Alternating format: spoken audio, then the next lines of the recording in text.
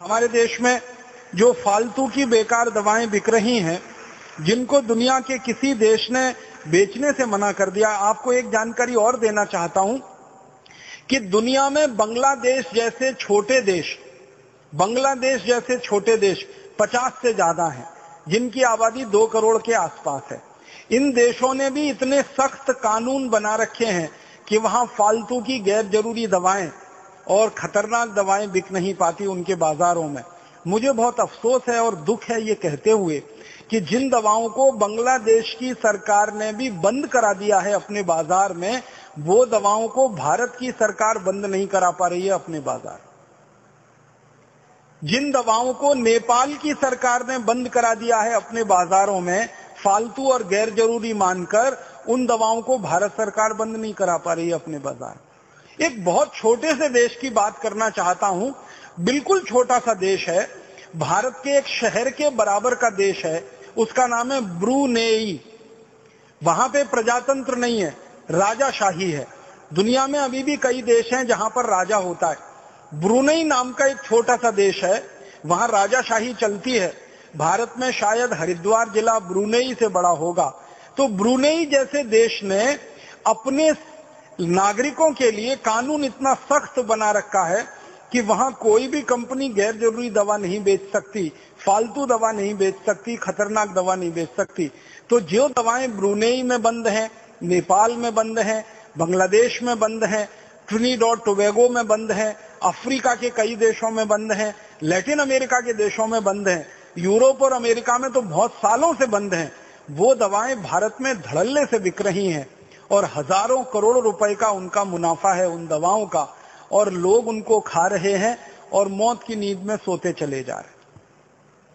हमारे देश की सरकार ने 63 साल की आजादी में जितनी भी कमेटियां बनाई हैं दवा के क्षेत्र में कोई निष्कर्ष निकालने के लिए, सभी कमेटियों का एक निष्कर्ष कॉमन है, वो ये कि भारत में गैर जरूरी, खतरनाक और बेकार की दवाएं खाकर जितने लोग मर जाते हैं, उतने लोग तो शायद इस देश में अपनी स्वाभाविक मौत नहीं मरते होंगे। ये सभी कमेटियों का निष्कर्ष है और हर कमेटी ने भारत सरकार से एक ही बात कही है कि जल्दी से जल्दी सरकार इनके ऊपर पाबंदी लगाए, क्योंकि लोग जितने ज्यादा बीमारियों से मर रहे हैं, शायद उससे भी ज्यादा गैर जरूरी और खतरनाक दवाएं खाकर मर रहे हैं। ये भारत की स्थिति हर कमेटी ने अपने निष्कर्ष में व्यक्त की है, लेकिन दुर्भाग्य हमारी सरकार का और भला हमारे देश में इस भ्रष्टाचारी व्यवस्था का कि किसी भी कमेटी की इस बात को माना नहीं गया। मैं कुछ दवाओं के नाम आपको सुनाना चाहता हूं जिनको दुनिया भर की सरकारों ने बंद कर रखा है। जिन दवाओं को कोई खरीदता नहीं, दुनिया में बेचता नहीं, उनके अपने देशों में जहां की ये कंपनियां हैं वहां भी ये दवाएं बैन हैं और 1-2 साल से नहीं, 20-20 साल से बैन है, 30 साल से, 40 साल से बंद है। वो दवाएं भारत में धड़ल्ले से बिक रही हैं, हजारों लाखों करोड़ों रुपए का व्यापार चल रहा है। कुछ नाम सुनाता हूं आपको। एक दवा है, उसका नाम है बाईप्राइड। ये दुनिया में Ireland, Philippines, Oman, America, Argentina, Colombia, Germany, Britain, Canada, Brunei, Japan, संयुक्त अरब अमीरात, अबू धाबी जैसे 85 देशों में बैन है ये दवा, लेकिन भारत में धड़ल्ले से बिक रही है। इसी तरह से सीफेक नाम की एक दवा है, सिपिड नाम की एक दवा है, सीसा है, फिर सीसा प्राइड है, फिर सीसा नॉर्म है, फिर सीसा प्रो है, फिर सीसा वॉल है, फिर एस्प्राइड है, फिर एस्प्राइड एमपीएस है, फिर केनोप्राइड है, फिर मोटेन है, फिर मोटिलैक्स है, फिर मोटिकेयर है। ऐसी पूरी लंबी सूची है, 1-2 नहीं हजारों दवाओं की जो भारत में धड़ल्ले से बिक रही। और हमारे देश की संसदीय समितियों ने समय समय पर सरकार के सामने ये रिकमेंडेशन किया है कि इनको बंद कर दीजिए, तत्काल बंद कर दीजिए। सरकार कहती है हाँ अभी करेंगे, कल करेंगे, परसों करेंगे, साल भर होते हैं, 2 साल होते हैं और फिर भी धड़ल्ले से ये बिकती ही चली जाती हैं और भारत के लोगों को मौत के मुंह में धकेलती जाती हैं। क्योंकि दुनिया भर के विशेषज्ञों का इन दवाओं के बारे में कहना है कि ये दवाएं किसी भी व्यक्ति को, स्वस्थ व्यक्ति को हृदयघात का शिकार बना सकती हैं। किसी भी स्वस्थ व्यक्ति के शरीर में, खून में जो भी कुछ मात्राएं हैं जैसे प्लेटलेट्स के काउंट हैं, उनको अचानक से ऊंचा और नीचा करा सकती हैं, जिससे अंत में व्यक्ति मौत के ही मुंह में चला जाए। और कई तरह के शरीर में विकलांगता की स्थिति पैदा कर सकती हैं। 20 किस्म की विकलांगता इन दवाओं से जुड़ी हुई है। सबसे ज्यादा हृदयघात इन दवाओं से जुड़े हुए हैं। फालतू में हृदयघात लाने में ये दवाएं सबसे आगे हैं दुनिया में, लेकिन भारत में बिक रही हैं धड़ल्ले से। दुख है, दुर्भाग्य है हमारे देश के उन सभी मरीजों का जो इन दवाओं को खा रहे हैं और मौत के मुंह में समा जा रहे हैं। सरकार को जब भी ये सवाल पूछा जाता है संसद में कि गैर जरूरी दवाएं खाकर, बेकार की खतरनाक दवाएं खाकर हर साल कितने लोग मरते हैं, सरकार कभी भी उनका ठीक आंकड़ा नहीं दे पाती है। वो बात करते हैं हजारों में मरते हैं, लाखों में मरते हैं। जब सरकार को ठीक पूछा जाता है कि कितने लाख मरते हैं, तो सरकार के मंत्री का जवाब होता है कि आंकड़ा उपलब्ध नहीं है, आंकड़ा उपलब्ध नहीं है। 1991 से 2009 तक सतत संसद की लोकसभा में ये प्रश्न पूछा जा रहा है। हर साल कुछ मेंबर ऑफ पार्लियामेंट हैं जिनके मैं नाम नहीं लेना चाहता, जो सरकार को एक ही सवाल रिपीट करते हैं। करीब करीब हर सत्र में वो सवाल आ जाता है, वो यही होता है कि भारत सरकार बताए गैर जरूरी दवाओं से पिछले साल कितने लोगों की मौत हुई। भारत सरकार बताए खतरनाक दवाओं से पिछले साल कितने लोगों की मौत हुई। सरकार कहती है आंकड़े उपलब्ध नहीं। और आंकड़े क्यों उपलब्ध नहीं है? क्योंकि वो आंकड़े सरकार अगर जारी करे पूरे देश के सामने तो तमाचा सरकार के ही गाल पर पड़ता है। इसलिए ये कहकर छुट्टी पाली जाती है कि आंकड़े उपलब्ध नहीं है। हजारों में कभी बोल देते हैं, लाखों में कभी बोल देते हैं। लाख तो कुछ भी हो सकता है, 1 लाख से लेके 100 लाख तक लाखों में आता है, फिर उसके ऊपर 1 करोड़ से लेके 100 करोड़ तक करोड़ों में आता है, फिर उसके ऊपर 1 अरब से लेके अरबों में आता है। तो आंकड़े हजारों लाखों में सरकार के द्वारा बोले जाएं तो वो शोभा नहीं देता, लेकिन सरकार जानबूझ के ये सारी जानकारी छुपा के रखती है। और हमारे देश में जानकारी को निकालना सरकार के पास से बड़ा मुश्किल काम है। कई बार सरकार क्या कह देती है कि कुछ जानकारी बहुत संवेदनशील है और उसको वो क्लासिफाइड बोलकर ऐसा कह देते हैं कि ये किसी को नहीं दी जा सकती। एक कानून इस देश में चलता रहा बहुत लंबे समय तक, जो अभी थोड़े समय पहले ही खत्म हुआ, ऑफिशियल सीक्रेट एक्ट। उसमें कोई जानकारी डाल दी सरकार ने तो आप पूरी ताकत लगा दीजिए वो जानकारी निकलेगी ही नहीं बाहर। अभी थोड़े दिन से जब से ये राइट टू इंफॉर्मेशन की बात आई है तो ऑफिशियल सीक्रेट का मामला थोड़ा ढीला पड़ा है, लेकिन राइट टू इंफॉर्मेशन में भी कुछ जानकारी को संवेदनशील बोल के वो छुपा जाते हैं और बताते नहीं है। लेकिन भारत की सभी समितियों जो संसद के द्वारा बनी, मैंने उनकी रिपोर्ट देखी तो वो ये कहते हैं कि भारत में अपनी मौत जो मरने वाले लोग हैं उनसे ज्यादा जहरीली दवाएं खाकर, गैर जरूरी दवाएं खाकर मरने वालों की संख्या है इस देश में। तो ये फालतू की दवाओं का जो व्यापार चल रहा है, बहुत लंबी सूची है। कभी हम कोशिश करेंगे कि हमारी जो योग संदेश पत्रिका है इसमें हर एक अंक में इसको छापा जाए, या अगर बन पड़ा तो भारत स्वाभिमान का कोई प्रकाशन ही इसके लिए निकाला जाए। फालतू की गैर जरूरी खतरनाक दवाएं जो दुनिया के 85 देशों में बंद हैं वो यहाँ बिक रही हैं और उनका व्यापार बड़े धड़ल्ले से चल रहा है। कुछ और है, इस दवाओं के नाम है एक्रोमाइसिन। एक दवा 40 साल से यूरोप और अमेरिका में बंद है, यहाँ भारत में लंबे समय तक बिकती रही है। फिर कभी बंद हुई सरकार के दबाव में तो दूसरे नाम से शुरू हो गई, फिर दूसरे नाम पर बैन कराया, तीसरे नाम से शुरू हो गई, तीसरे नाम पर बैन कराया, चौथे नाम से शुरू हो गई। यहाँ तो इतनी बड़ी धांधली है हमारे देश के दवा क्षेत्र में कि एक दवा को सरकार ने जबरदस्ती ऑर्डर देके बंद भी कर दिया तो वही दवा को नाम बदल के बाजार में फिर उन्होंने उतार दिया। थोड़ा मॉलिक्यूल में चेंज किया और उतार दिया फिर उसी को बाजार, क्योंकि कंपनियों को ये लगता है कि अच्छा धंधा और अच्छा मुनाफा उनको जरूरी दवाओं के व्यापार में न होके गैर जरूरी दवाओं के व्यापार में है, तो उसको वो क्यों छोड़ें। इसी तरह से एक्टिमॉल है, एडोल है, फिर हमारे पास अल्फा स्पिन है, अल्फा ट्रिप है, एल्जरिल है। एक और दवा का नाम मैं आपसे बात करना चाहता हूँ, याद आ गया, निमोसुलाइड। निमोसुलाइड के बारे में सारी दुनिया के विशेषज्ञ एक बात पर सहमत हो चुके हैं कि ये बहुत खराब और खतरनाक दवा है। ये जितने लोगों की जान बचाती है उससे ज्यादा तकलीफ में डाल देती है। इसलिए स्वीडन ने इसको बैन किया सबसे पहले, स्पेन ने इसको बैन किया, डेनमार्क ने बैन किया, नॉर्वे ने बैन किया, फिर उसके बाद पुर्तगाल ने बैन किया, फिर दुनिया भर के ऐसे 85 देशों में ये निमोसुलाइड बैन हो गई। लेकिन भारत में धड़ल्ले से बिक रही है और हमारे बहुत सारे मेडिकल प्रैक्टिशनर इसको अपनी प्रिस्क्रिप्शन स्लिप पर बहुत ज्यादा पैमाने पर लिख रहे हैं। एनाल्जिन नाम की एक दवा आप जानते हैं, दुनिया भर के विशेषज्ञों ने सबसे ज्यादा ऑब्सोलीट जिसको करार दे दिया कि इससे ज्यादा फालतू की और बेकार की दवा नहीं हो सकती है, वो एनाल्जिन की हमारे देश में साल की बिक्री लगभग 35 से 40 करोड़ रुपए की है।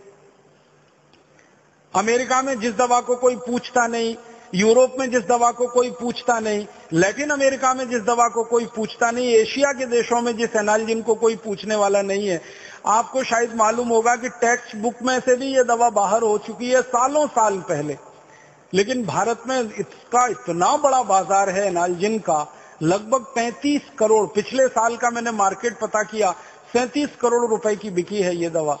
और ये ऑफिशियल है, आपको हर बार मैं ये कह रहा हूं कि आंकड़े जो है वो सरकार जो रिलीज कर देती है, जो अनऑफिशियल है, गैर कानूनी तरीके से ये बना के बाजार में बेची गई होगी, उसके बारे में हम अंदाजा नहीं लगा सकते।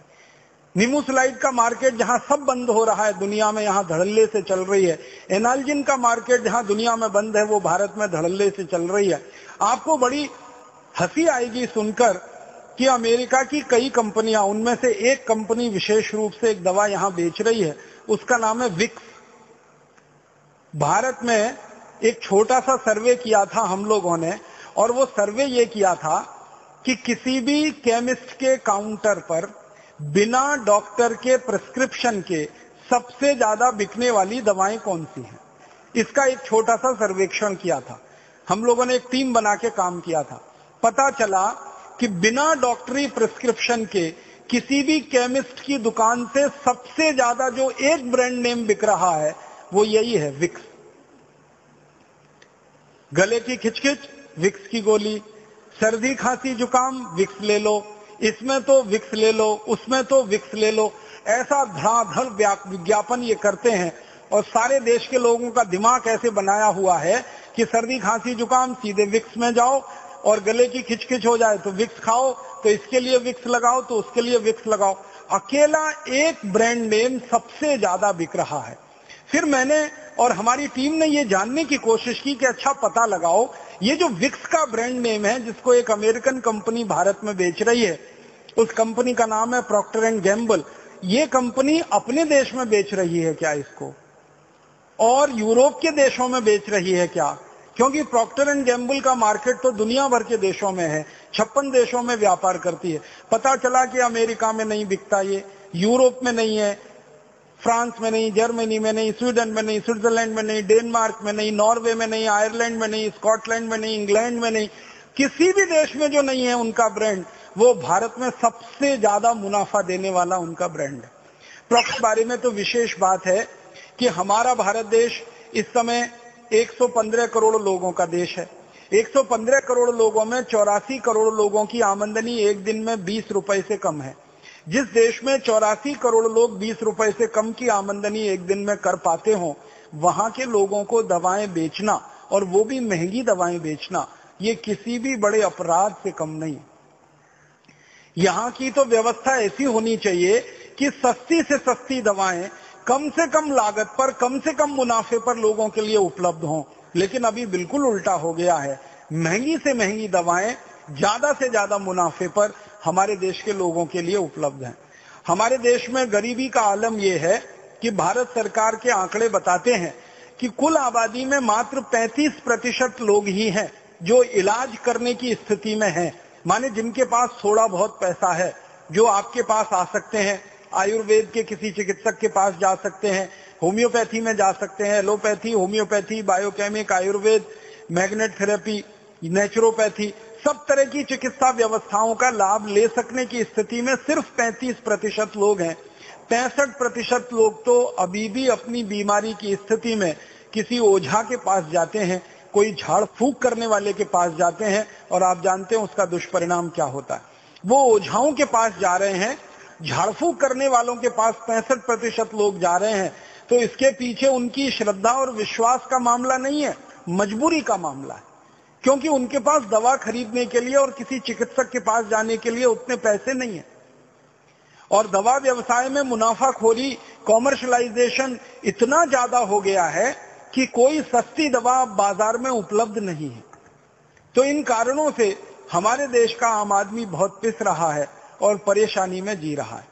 जरूरत की दवाएं 450 और फॉर्मुलेशंस बिक रहे हैं 84,000। आप अंदाजा लगा सकते हैं कितने बड़े पैमाने पर यह गोरख धंधा चल रहा है।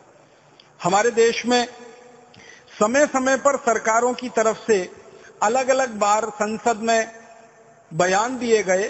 संसद के दबाव में आकर समय समय पर सब कमेटीज बनाई गई, स्टैंडिंग कमेटीज बनाई गई, स्टीयरिंग कमेटीज बनाई गई इस विषय पर सरकार के द्वारा जांच करने के लिए, और हर बार नतीजा उसका शून्य ही निकला। कई बार संसद में यह हंगामा हुआ है कि भारत में इतनी गैर जरूरी और बेकार की दवाएं क्यों बिक रही हैं। तुरंत सरकार एक कमेटी बना देती है, वो स्टैंडिंग कमेटी हो सकती है, स्टीयरिंग कमेटी हो सकती है, 2-4 साल वो रिसर्च करती है। आंकड़े लगभग वैसे ही आते हैं कि फालतू दवाएं बहुत ज्यादा हैं, गैर जरूरी दवाएं बहुत ज्यादा हैं, तो अब इनको खत्म कैसे किया जाए। कमेटी उनके रिकमेंडेशंस देती है, लेकिन सरकार उस पर कुंडली मार के बैठ जाती है। एक भी कमेटी की बात को सरकार कभी मानती नहीं। कारण क्या है कि जो गैर जरूरी दवाओं को बनाकर बेच रहे हैं उनके भारत सरकार के मंत्री और अधिकारियों के साथ बड़े गहरे रिश्ते हैं, क्योंकि ये बिना उसके संभव नहीं। कोई भी कंपनी जब गैर जरूरी दवाओं का, बेकार की दवाओं का व्यापार करती है तो उसकी सेटिंग हमारे देश के मंत्रियों से लेकर, सांसदों से लेकर अधिकारियों तक सबके साथ हो जाती है। कई बार तो ये देखा गया है कि संसद में किसी कंपनी के बारे में सवाल पूछा जाता है, कंपनी वाले तुरंत पहुंच जाते हैं सवाल पूछने वाले सांसदों के पास, और अगले ही दिन पता चलता है कि वो सवाल गायब हो गया। जिन्होंने पूछा था उन्होंने उसका उत्तर जानने से भी इनकार कर दिया। पता नहीं क्या लेन देन हुआ, कैसी सेटिंग हो गई। तो हमारे देश में करप्शन का लेवल इतना ऊंचा, भ्रष्टाचार का लेवल इतना ऊंचा, उस स्थिति में सरकार की तरफ से कोई प्रभावी काम नहीं हो रहा है इस दिशा में। और अगर नहीं हो रहा है तो क्या है, एक ही रास्ता बचता है, जो संवेदनशील और बुद्धिमान चिकित्सक हैं उनके सामने इस विषय को रखा जाए और शायद उसमें से कोई रास्ता निकाला जाए। यही एक अभीष्ट हो सकता है। इस दृष्टि से मैंने ये विषय आपके सामने उठाया।